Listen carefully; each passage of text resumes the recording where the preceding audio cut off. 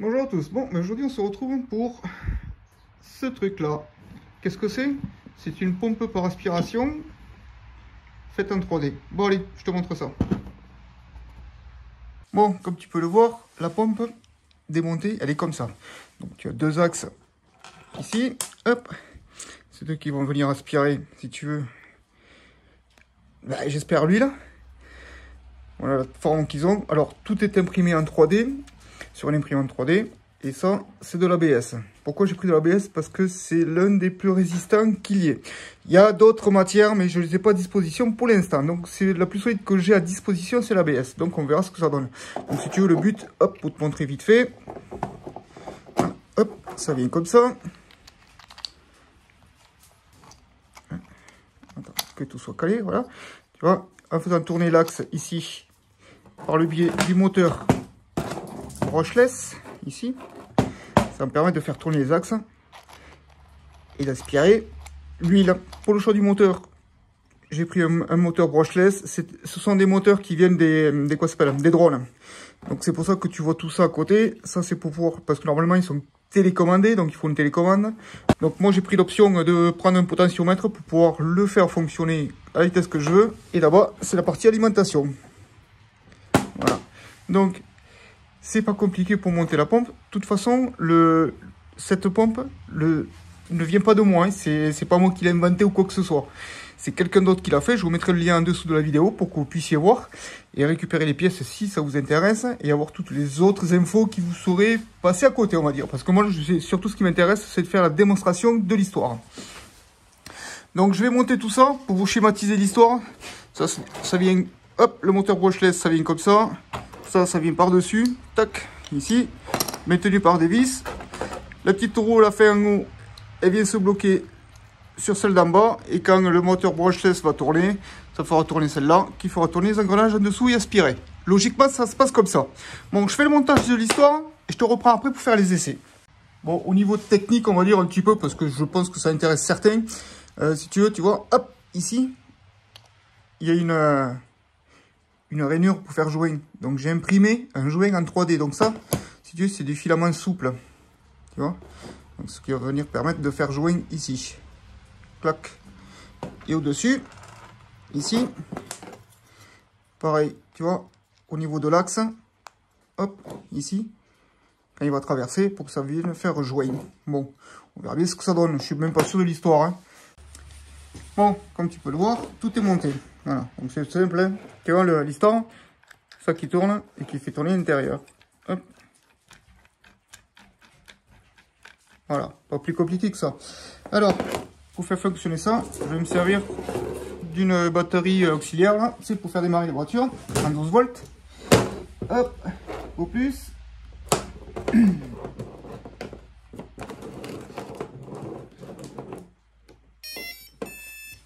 Et au moins.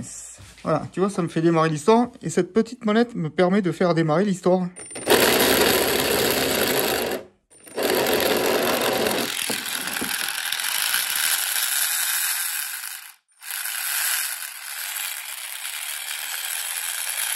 Maintenant, il n'y a plus qu'à monter les deux embouts de chaque côté. Ici. Tu vois, comme ceci. Hop. Et de l'autre côté. Mettre les tuyaux et essayer d'aspirer pour voir ce que ça donne. Bon, je vais te montrer les essais. Donc, ça, c'est un bidon de 1540. Hop, ici. Où c'est que c'est 15W40. Donc, c'est de l'huile bien épaisse. En plus, on est un petit peu en hiver, donc il fait un peu frais. Donc, le tuyau, il repart. Il est aspiré par la pompe. Il ressort là. Et on va voir si ça tombe là-dedans. Alors, comme je l'ai dit, j'en sais rien si ça fonctionne. C'est la première fois que je fais cette expérience.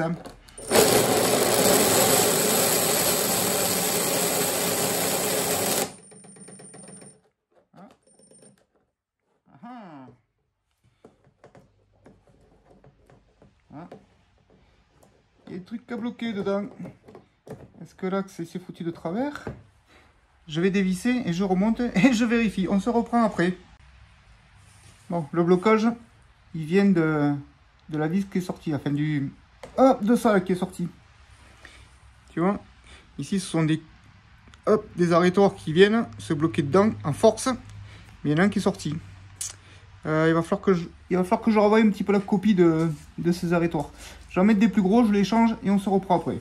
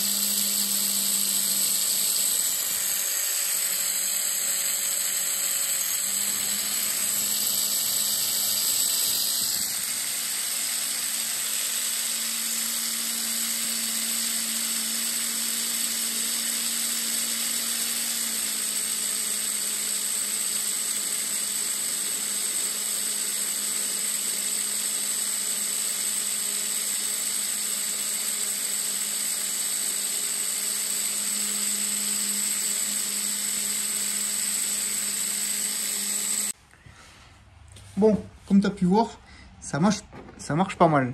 Surtout que l'huile, c'était de la 1540. Et vu qu'on est en hiver, pas spécialement fluide hein, comme huile. Hein.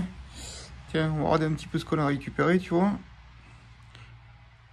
Oh, il n'y a pas énormément, mais bon, voilà quoi. Tu vois déjà que ça fonctionne. Alors, la petite histoire de ce petit machin là, je l'ai trouvé sympa. Alors, on va pas faire une vidange par aspiration avec ça, on est bien clair, c'est sûr et certain.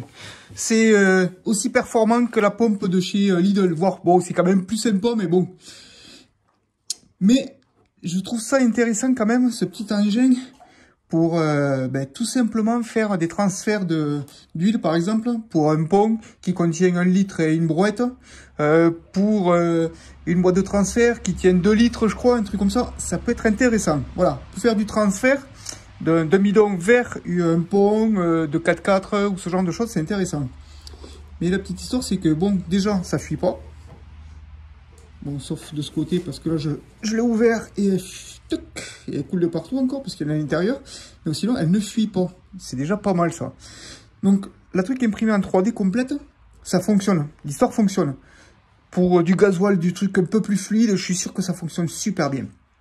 Bon, je vais pas faire des tests de fou, hein. Là, c'était juste pour vous montrer, est-ce que c'était réalisable de faire une pompe en impression 3D. Ben, la preuve que oui, c'est faisable. Voilà. Bon, écoute, c'était juste pour te montrer un petit peu ce qu'on pouvait faire en impression 3D. Bon, ben écoute, je te remercie d'avoir suivi, puis je te dis à la prochaine.